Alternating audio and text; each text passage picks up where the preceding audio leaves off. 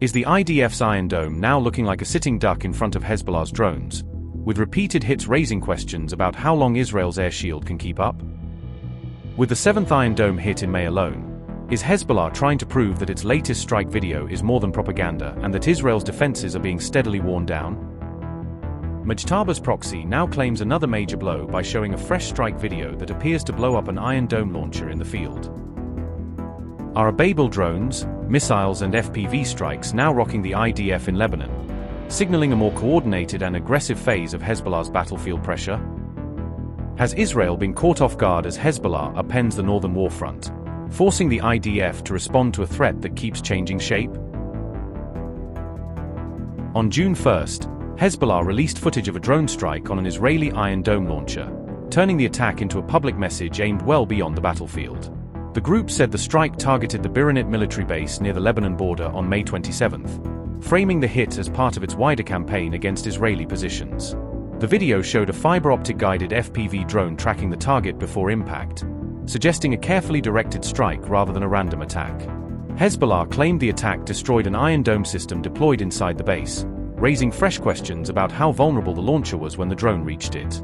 The group said the strike used an explosive-laden suicide drone against the launcher, underlining the kind of low-cost, high-impact tactics now defining this confrontation. The Iran-backed group claimed this was the 7th Iron Dome hit during May alone, a count that Hezbollah is clearly using to showcase momentum and pressure.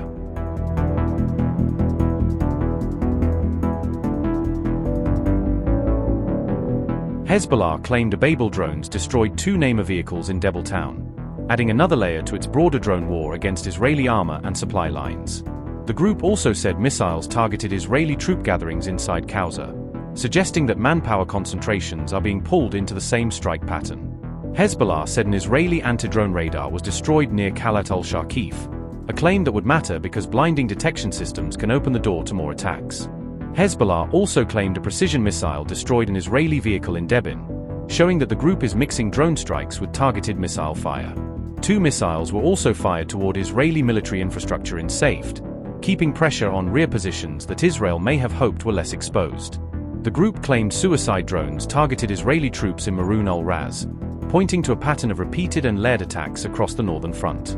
This comes amid reports that Israel was caught off guard by Hezbollah's new strategy, with the IDF now facing a more adaptive and unpredictable opponent.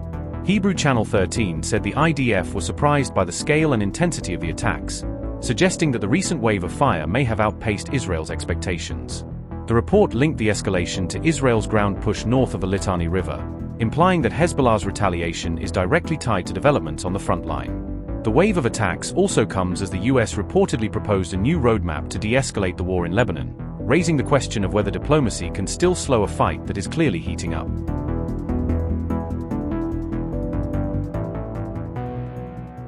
A US official told Al Jazeera that Marco Rubio held separate talks with Joseph Aoun and Benjamin Netanyahu. The proposal calls for Hezbollah to halt attacks on Israel in exchange for Israel avoiding further military escalation.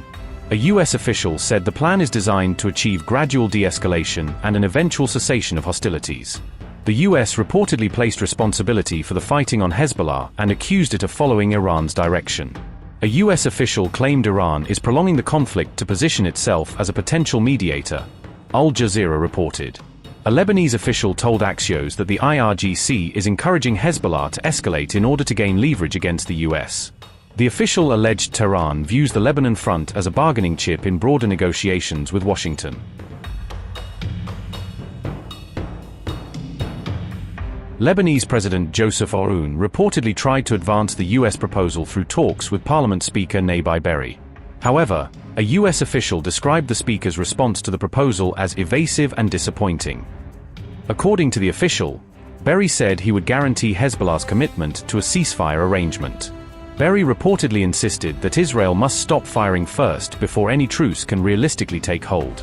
Rubio's diplomatic push reportedly intensified over the last 48 hours amid fears of a wider regional escalation. US-Iran peace talks remain deadlocked despite the continuation of indirect communication between both sides. Key disputes involving nuclear commitments, sanctions relief, and the Strait of Hormuz remain unresolved. On May 31st, Iran's foreign minister confirmed that indirect messages with Washington were still being exchanged. However, Abbas Araghchi cautioned that reports suggesting a breakthrough remain speculative at the current stage. He said no conclusions should be drawn until both sides reach a final decision on the outstanding issues. With talks with the United States stuck at a stalemate, Iran's top negotiator has issued a new warning about the direction of the confrontation. Iran's parliament speaker, Mohammad Bagher Ghalibaf, said a new phase of conflict with the United States and Israel has already begun. Ghalibaf made the statement during a virtual session of parliament on May 31st, addressing lawmakers amid rising regional tensions. Along this path, as I have stated repeatedly, the soldiers on the front line of the diplomatic struggle place no trust whatsoever in the enemy's words or promises. What matters to us are the tangible achievements that we must obtain in order to undertake our own commitments in return, and until we are certain that we have secured the rights of the Iranian nation, we will not approve any agreement. Unity in the face of the enemy's schemes to sow division and social fragmentation within the country deserves even greater attention from us, the members of parliament.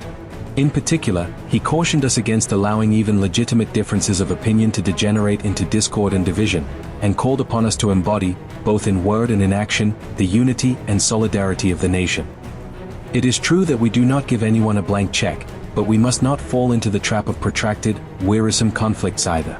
Rather, through issue-oriented and expert-based oversight, the correct identification of priorities, and by placing national interests and public demands above factional and local considerations, we must chart an effective and expedited path toward resolving the country's problems. Iran's top negotiator said recent developments reflect a wider struggle that now spans military, political, and social fronts simultaneously. The speaker accused the United States of using both economic pressure and media influence as tools against Iran. According to him, the goal of this pressure campaign is to create internal divisions and weaken Iran's national cohesion. Ghalibaf declared that the conflict is no longer limited to the traditional military battlefield. He described 4 interconnected fronts of confrontation: military operations, public mobilization, diplomacy, and internal governance. Iran's parliament speaker also said Tehran's missile capabilities are only possible due to what he described as sustained public support and national unity. Ghalibaf added that any future agreement must deliver tangible and measurable results before Iran makes any binding commitments.